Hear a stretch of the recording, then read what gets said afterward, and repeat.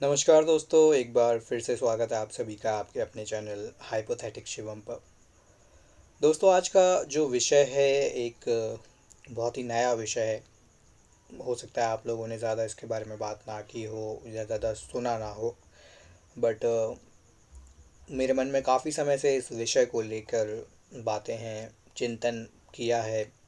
लेकिन क्योंकि ऐसा विषय है जो शायद आप किसी भी व्यक्ति विशेष के साथ में साझा नहीं करना चाहोगे, क्योंकि सबकी अपनी अपनी मान्यताएं होती हैं। आप किसी की मान्यताओं को ठेस पहुंचाना नहीं चाहते हैं। इस वीडियो को बनाने का मकसद भी किसी की मान्यताओं को ठेस पहुंचाना नहीं है, बस अपनी बात को कहने का एक ज़रिया है जिसके माध्यम से अपनी बात को आप लोगों तक पहुंचाने की कोशिश कर रहा हूँ। दोस्तों, हम सभी सनातन धर्म से संबंधित हैं। आप में से ज़्यादातर लोग जो भी इस वीडियो को देख रहे हैं, हम सभी जानते हैं कि सनातन धर्म में बहुत सारी देवी देवताएं हैं।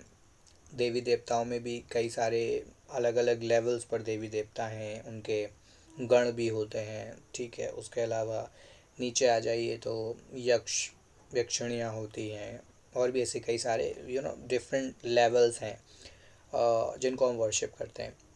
सभी की अपनी अपनी मान्यताएं हैं। सभी अपने यू नो धार्मिक विश्वास के आधार पर, या आप बोल सकते हैं जिनको भी वो शुरू से उनकी पीढ़ियाँ पूजती आई हैं उन्हें पूजते हैं। कुछ लोग ग्राम्य देव को पूजते हैं, कुछ लोग कुछ डेमिगॉड्स को पूजते हैं। ठीक है, काफ़ी लोग मुख्य जो हमारे भगवान हैं, राम जी हो गए, कृष्ण जी हो गए, शिव जी हो गए, उनको पूजते हैं। जो कि ठीक है, अपने आप में इट इज़ एब्सोल्युटली फ़ाइन। ये हमारा खुद का चयन है कि हम किसकी पूजा करना चाहते हैं। बेसिकली तो सभी परमात्मा के रूप ही हैं। ठीक है, सभी परमात्मा से ही जुड़े हुए हैं, परमात्मा से ही निकले हैं। लेकिन मुझे एक चीज़ जो बहुत ज़्यादा खटकती है, कह सकते हैं आप, या बहुत ज़्यादा चुभती है, वो यह है कि हम समय समय पर अपने देवी देवताओं को बदल देते हैं। अब जब मैं कह रहा हूँ जब देवी देवताओं को बदल देते हैं, तो उसका मतलब ये नहीं कि आप उनकी वर्शिप छोड़ देते हैं। मतलब यह है कि जब भी, क्योंकि हमारे यहाँ बहुत सारे देवी देवताओं को दर्जा दिया गया है। कहते हैं 33 करोड़ देवी देवता हैं। कभी काफ़ी जगह पर यह भी बोला गया कि 33 कोटि देवी देवता हैं। ठीक है, अब जिसको भी आप सही मानना चाहें। लेकिन अन्य जैसे मुख्य हम देवी देवताओं की बात करें या हम भगवान की बात करें, देवी देवता कहना ठीक नहीं होगा। राम जी, कृष्ण जी, ठीक है, या शिव जी, विष्णु जी, माता दुर्गा हो गया, दुर्गा माता के कई सारे रूप हैं। जब भी हमारे यहाँ कोई विशेष त्यौहार होता है, कोई धार्मिक त्यौहार होता है, तो हम विशेष प्रकार के जो हमारे भगवान हैं, उनके रूप हैं, उनका जो है पूजन करने चले जाते हैं। फॉर एग्ज़ाम्पल नव दुर्गा होते हैं, तो नव दुर्गा में 9 के 9 दिन माता दुर्गा के मंदिर भरे रहते हैं। कई मंदिर ऐसे होते हैं जहाँ दर्शन कर पाना भी संभव नहीं हो पाता है, बड़ी मुश्किल से आपको दर्शन मिलते हैं। नवदुर्गा में अगर आप किसी विशेष शक्तिपीठ पर जाते हैं, किसी ऐसे मंदिर पर जाते हैं जो कि बहुत ज़्यादा प्रचलित है, बहुत ज़्यादा विख्यात है, या जहाँ पर सच में जो सिद्ध मंदिर होते हैं, तो ऐसे मंदिरों में कई बार जो है वो दर्शन कर पाना भी संभव नहीं हो पाता है, क्योंकि बहुत भारी मात्रा में भक्त जो हैं वो उमड़ पड़ते हैं। लेकिन अब ऐसे में क्या होता है, जैसे मान लीजिए नवदुर्गा शुरू होते हैं, तो सारे लोग जो भी पूजा पाठ करते हैं या अन्य किसी भी देवी देवता को मानते हैं, वो उनका जो पूरा फोकस होता है वो नवदुर्गा पर शिफ्ट हो जाता है। ठीक है, ऐसे ही अगर मान लीजिए राम नवमी है, तो आप किसी भी देवी देवता को मानते हैं, जिनकी भी वर्शिप आप करते हो, पूजा करते हो, आपका जो फोकस है वो राम नवमी पर आ जाता है। यानी कि उस दिन क्या होगा, जितने भी राम मंदिर हैं उन मंदिरों में आपको जो है भक्त देखने को मिलेंगे। बाकी जो मंदिर हैं शायद वो आपको थोड़े वहाँ पर कम लोग देखने को मिले, और जो थोड़े छोटे मंदिर हैं वहाँ पर हो सकता है बिल्कुल सुनसान आपको देखने को मिले। ऐसा मेरा व्यक्तिगत अनुभव बहुत ज़्यादा रहा है बचपन से ही, कि मैं देखता था कि नवदुर्गा आने पर जो भी देवी माता के मंदिर हुआ करते थे सारे भरे हुए हुआ करते थे। वहीं जो अन्य मंदिर हुआ करते थे वो खाली मिलते थे, और वहाँ पर चढ़ावे के नाम पर भी कुछ नहीं होता था। तो मेरा कहना यही है कि हम एकदम से इतना पक्षपाती क्यों हो जाते हैं। मेरा देखिए, किसी की भावना को ठेस पहुंचाना नहीं है। मेरा कहने का उद्देश्य यही है कि जिन भी भगवान की हम आराधना करते हैं, जिस भी ईश्वर के रूप की हम आराधना करते हैं, हम उसी ईश्वर के रूप की आराधना क्यों नहीं करते हैं, और हम समय के हिसाब से, जगह के हिसाब से, दिन के हिसाब से हमारे ईश्वर का जो रूप है वो बदल क्यों जाता है।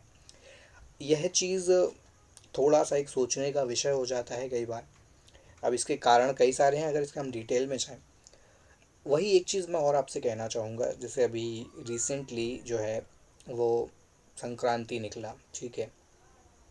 संक्रांति पर क्या हुआ कि एक ही दिन संक्रांति के आसपास में या उस दिन सारे लोग दान करते हैं। कहते हैं उस दिन दान करने से जो है आपको कई गुना पुण्य की प्राप्ति होती है। तो एक ही दिन सारे लोग या मेजॉरिटी लोग दान करने निकलते हैं, पकवान बांटे जाते हैं, खिचड़ी बांटी जाती है, और भी जिसका जो श्रद्धा होता है वो बांटता है। इसी चीज़ को अगर हम सिर्फ़ और सिर्फ संक्रांति तक सीमित ना रखें और इसको अन्य दिनों पर बाँट लें, या इस तरह से हम कुछ प्लान कर लें कि मान लीजिए एक सोसाइटी है। कई बार ऐसा होता है कि लोग मिलकर डिसाइड करते हैं कि आप थोड़ा-थोड़ा जो है दान करेंगे, और हम एक बड़े ग्रुप को या ज़्यादा से ज़्यादा लोगों को जो है वो हम खाना खिलाने की कोशिश करेंगे, प्रसाद खिलाने की कोशिश करेंगे।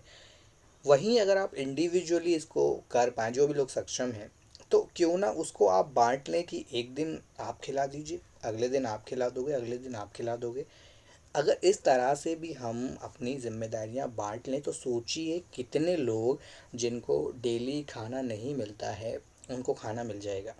लेकिन क्योंकि हमारी जो मान्यताएं हैं वो यह है कि इस विशेष दिन पर ही आपको ये कार्य करना है, तो हम सब उस विशेष दिन पर वो कार्य करने चल देते हैं, और बाकी दिनों से हमें कोई मतलब नहीं होता है। चाहे वो वर्शिप की बात हो, चाहे वो पूजा पाठ करने की बात हो, व्रत की बात हो, या फिर वो प्रसाद बांटने की बात हो। व्रत आप किसी भी दिन कर सकते हैं। भगवान के बारे में अगर आप देखें, भगवान भगवान तो हर जगह है, हर रूप में है। तो ऐसा किसी एक विशेष दिन पर ऐसा क्या प्रभाव पड़ जाता है कि उस दिन हमें उनकी ज़्यादा कृपा मिल जाती है और बाकी दिन कृपा नहीं मिलती है। तो इस तरह से अगर आप देखें तो हर दिन भगवान है, हर जगह भगवान है। बस ज़रूरत है चीज़ों को अलग नज़रिए से देखने की, दुनिया को अलग नज़रिए से देखने की। हम कितने लोगों को इन प्रसाद प्रसाद के नाम पर कितने लोगों को खाना खिला सकते हैं प्रतिदिन, अगर हम इस तरह से कोशिश करें तो। दुनिया में, भारत में 140 करोड़ लोग हैं। चलिए मान लीजिए, हम मान लेते हैं लगभग 90 करोड़ लोग हैं जो भी सनातन धर्म से संबंधित हैं। 80 से 90 करोड़ लोग हैं। अगर वो 80 से 90 करोड़ लोग डिसाइड कर लें कि भाई एक दिन जो है वो हम या हमारा परिवार खाना खिलाएगा, अगले दिन कोई और परिवार खाना खिलाएगा, अगले दिन कोई और परिवार खाना खिलाएगा, तो इस तरह से पूरे साल में सोचिए कितने लोगों को हम खाना खिला सकते हैं।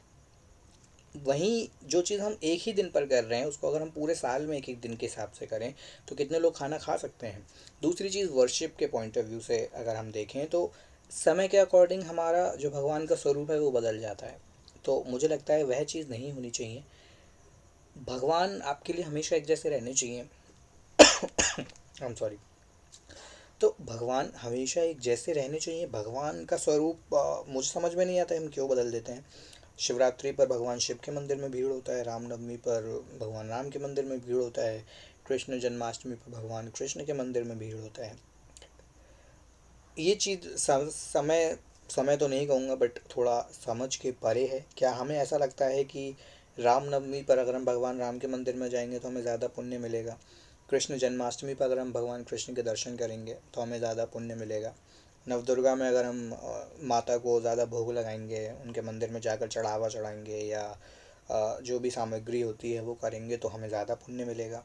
तो इस तरह से अगर हम सोच के करते हैं तो कहीं ना कहीं हम खुद को ग्रीडी बोल सकते हैं कि अपने लालच के आधार पर हम जो है भगवान का, देवी देवताओं का स्वरूप बदल देते हैं, और जिस भगवान का समय चल रहा होता है उनके पास हम चले जाते हैं कि उनसे हमारी मन्नतें पूरी हो जाएंगी, हमारी चीज़ें ठीक हो जाएंगी। और जब उनका समय निकल जाता है तो फिर वापस किसी और स्वरूप पर शिफ्ट हो जाते हैं। तो ये कुछ चीज़ें हैं जो समझ के परे हैं। माफ़ी चाहता हूँ अगर आप में से किसी की भी भावनाएं इससे हर्ट हुई हों। मेरे व्यूज़ को लेकर शायद हो सकता है आप में से काफ़ी लोग सहमत ना हों, क्योंकि हम सभी के अपने अपने व्यूज़ हैं। मैं भी यू नो भगवान में मानता हूँ, भगवान राम जी को मानता हूँ, मेरे आराध्य हैं। लेकिन मेरा कोशिश ये रहता है कि मैं अपने आराध्य पर रहूँ, अपने आराध्य को समय समय पर बदलूँ ना, तो इस चीज़ को शायद हमें लेकर चलने की ज़रूरत है। आपकी इस वीडियो को लेकर क्या राय है, आप कमेंट करके कमेंट सेक्शन में ज़रूर बताएं। किसी की भावनाओं को दुख पहुंचा हो तो उनसे मैं क्षमा प्रार्थी हूँ, क्षमा चाहता हूँ। लेकिन आप अपनी राय कमेंट सेक्शन में कमेंट करके ज़रूर बता सकते हैं। वीडियो पसंद आए तो लाइक और शेयर ज़रूर करें। ऐसे ही और वीडियोस देखने के लिए चैनल को सब्सक्राइब भी करें। ऐसे ही और भी वीडियोस आपको मिलते रहेंगे हाइपोथेटिक शिवम पर।